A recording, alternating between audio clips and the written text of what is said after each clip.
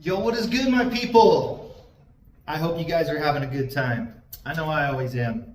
I just wanted to get in here. This is the podcast room that I built a year ago, and I really haven't had time to put it together. But the whole point of this room right here is the podcast room. And so, welcome today to Tool Talk Tuesdays. That's right. Every Tuesday, I'm going to be talking about tools and introducing to you guys the type of tools we're either using or that we need or that we're looking into, or just a maybe nice, cool, fancy tool that we're either building, designing, selling, or even just introducing to the market. Okay, guys? But today, let's just go ahead and start with the top 10. I know there's a top 10.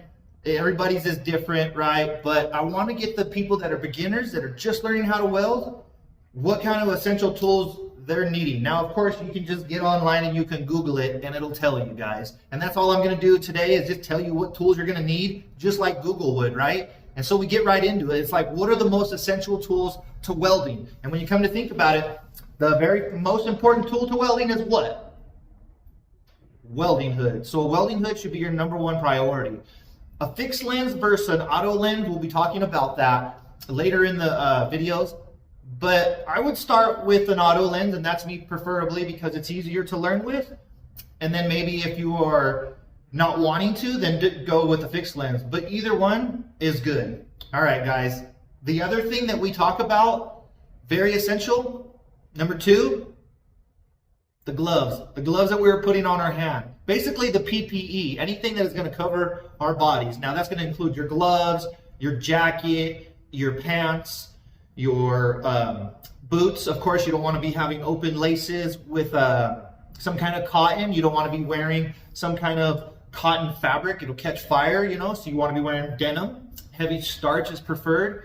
Again, it's really up to you. Now, of course, people will sell you on their FR clothing. There's nothing wrong with that. Fire-resistant clothing is very great to use. I would suggest using the fire-resistant clothing. Now, the second thing that you're really going to need to have, of course, a welding machine. Maybe that's the number 1 thing, is a welding machine. But let's say number 3 on the list. You acquire the hood, you acquire the entire, now you're going to acquire the machine. These are your top 3 things that you're going to need to even get started welding, right? You're going to have the welding machine, you're going to have the welding hood, and then you're going to want to be covered with the whole PPE, which is personal protective equipment. You might hear a lot of people throw that term around and not know what it is, but that's what it stands for. PPE is personal protective equipment. That's what I was always taught. That's what it is. Okay, you know, so moving on, there's more things that you can add to the list that are great. One of the things I'm going to throw in there, a grinder. You're going to need a grinder, you know, either with a hard disc and a wire wheel, and then maybe a flapper disc. Now, a lot of places will recommend a wire brush and a chipping hammer, and those are great.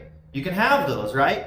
But go ahead and do yourself, you know, just a smart thing and start with the thing that's not going to break the bank the most, the chipping hammer and the wire brush, before you are able to save up some money and get a grinder and deal with hard discs and wire wheels and flapper discs. And there's so many more discs that actually attach to these grinders. You know, now you can have multiple grinders or you can just have one grinder. Sometimes people just have one grinder and they swap the discs out. There's nothing wrong with that, you know. Make sure you keep the armatures for the cutoff disc. Let's get into some other things that you might be needing. One of the most important things that I think is like a welding surface. So either a bench or like a table. You want something that you can lay things flat on and you can, you know, actually have something. So we're going to call that our 5th thing that we're going to need. We're going to need a table or some kind of bench. All right? And that's going to just help you do your projects a lot better. I would say it's critical. The next thing you're going to need, you're going to need some stands, guys. So go out and either build you some stands, because there's nothing wrong with building stands. You can build a stand, and that's a tool. Just make sure that maybe your welds are up to par if it's going to be holding some heavy equipment. If not, save up some money and go buy yourself some stands. Okay? Now, again, everybody's different. This is just my list, okay? Going on, I'm going to say number 7.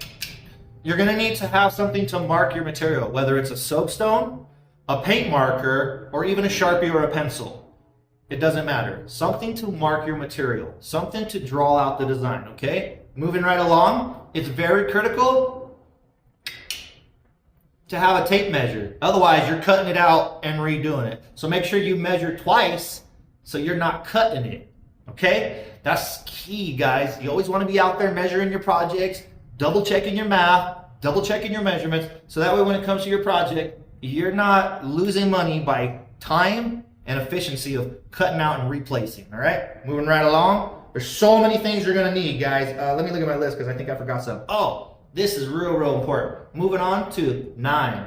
Let's say you need it to hold down. So either clamps or magnets. Now I would say clamps versus magnets because when the arc gets too close to the magnet, it actually will cause a magnetic field to repel the metal of the weld because the weld is metal. Keep that in mind, guys. That's good knowledge for you guys. Okay, coming on to the last one. What it is? What is it? Up. Does anybody know? We'll give some guesses. All right, nobody knows. I don't even know. Let me look at my list here. Oh, I forgot. I totally forgot. Now I was trying to memorize them all, but I didn't remember them all. But this is critical, and especially for you pipe welders out there. Now this goes across the board for all welders. A file. Top 10 things. The last thing you're going to need is your file.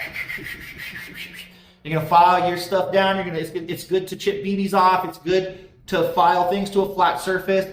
I like a file. A file's good. Now that's my top 10 of things. Of course, there's plenty out there. People will tell you all kinds of things. For a bonus one for you MIG welders, get the snippers, the whelpers. They call them welding pliers. You might want to invest in some of those. Those are really nice to have.